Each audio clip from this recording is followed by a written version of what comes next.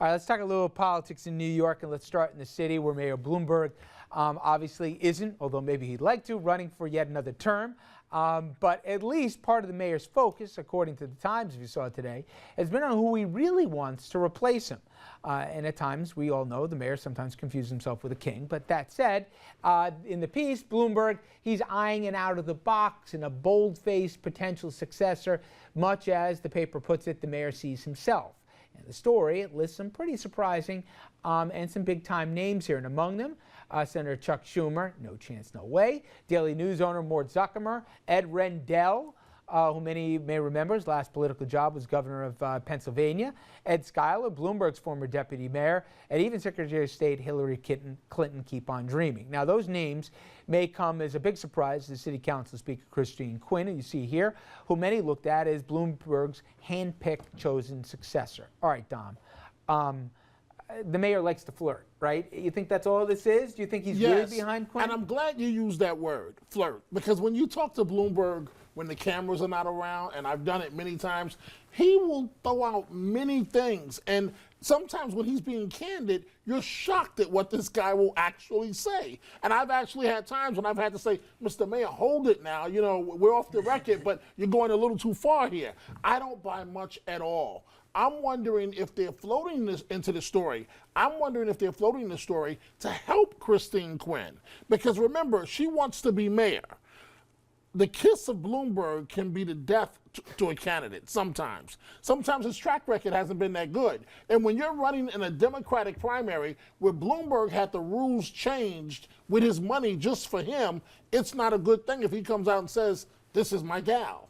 So I'm not sure. She seems handled, but still, he's a net asset, don't you think? I agree with that, but I do think this is problematic for her. I think it speaks to the weakness of the overall Democratic field, and there's a very palpable feeling out there right now among the business community and some others that they're very concerned about the direction the city's going to go in under the next mayor. True. So everyone, there's no, I mean, you don't have to be a rocket scientist to know that the connection is there between Bloomberg and Quinn, and she's certainly the more moderate out of all of the Democratic candidates. She's more of the establishment. See, I think maybe because I like him and he's been here a lot, I think Bill Thompson has made a mistake thinking, hey, I finished a point or two out of Bloomberg the last time.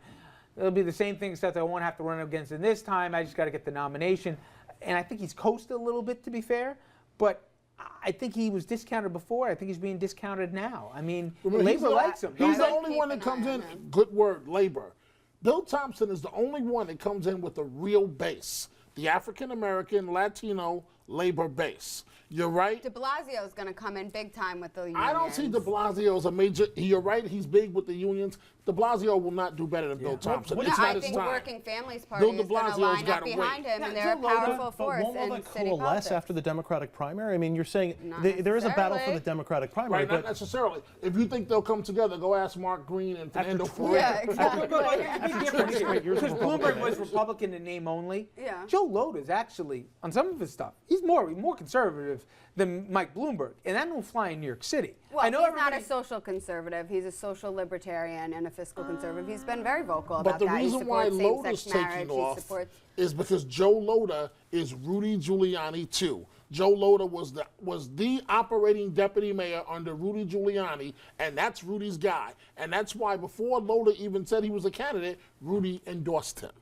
So and you see Giuliani as an asset to Loda as opposed to a detriment in the general. Certainly enough to get him a nomination, raising money, helping in the Republican primary. Giuliani can give him a nomination alone. I want to get to Westchester County, just to the north of the city, where Republican Rob Astorino, who won a surprise victory as county exec back in 2009, up for re-election in 2013, and you know, I'll say it, he's been, with a dearth of Republican stars in New York, he's been one guy that's been rumored for more than a few statewide positions here.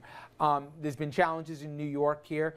But that said, even with a heavy registration, and it should be for clarity's sake here, you worked for the guy. There's about 3 different names that I keep hearing for Democratic circles. All people want the job.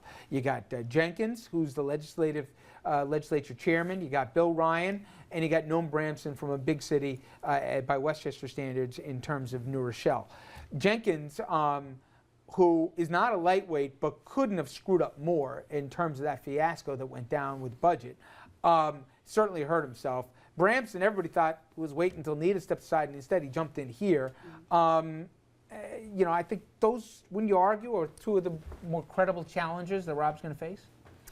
Yeah, that's probably likely. But I think at the end of the day, they're all going to have a hard time because Rob's been very effective in governing. He just passed the third budget with bipartisan support that held the line on property taxes, which is still a very major issue in Westchester County. He's been very truthful about some of the fiscal challenges facing the county, but he's worked to balance the budget, close a deficit, responsible governing, and I think whoever goes up against him, he's been effective, and it's going to be very hard. We will agree to disagree on a few of the things with Rob. One thing he's going to have a big problem is, and I know we've talked before where it may not be polling negatively for him, but he's given free publicity on every editorial page around here where they rip him a new one for how he did on the housing desegregation lawsuit. The right? Journal News, that's the Times too. The Times has certainly ripped him a good one too. So that's going to come up. Said. And it's a democratically registered county. How does he combat that issue when it comes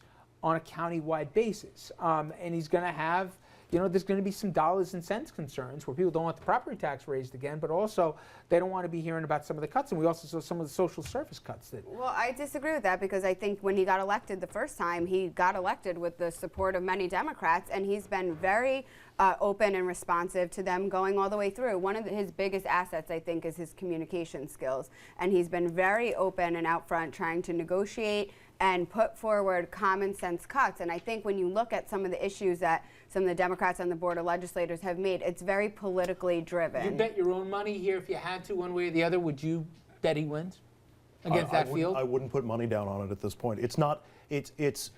There aren't as many voters who are going to decide the Westchester County executive race as you might think. Whoever the Democratic nominee is going to get the big urban areas, Yonkers, Mount Vernon, and get a lot of votes from those urban areas. There's only about 5 of them, but they have a lot of votes. There are a lot of traditional areas where you would think you're going to get Republican votes. There's going to be a small grouping of swing voters who could tilt this election one way or the other. And keep in mind, Astorino was up against a friend of the show, Andy Spano, who had been here in office 12 years and maybe had overstayed his welcome.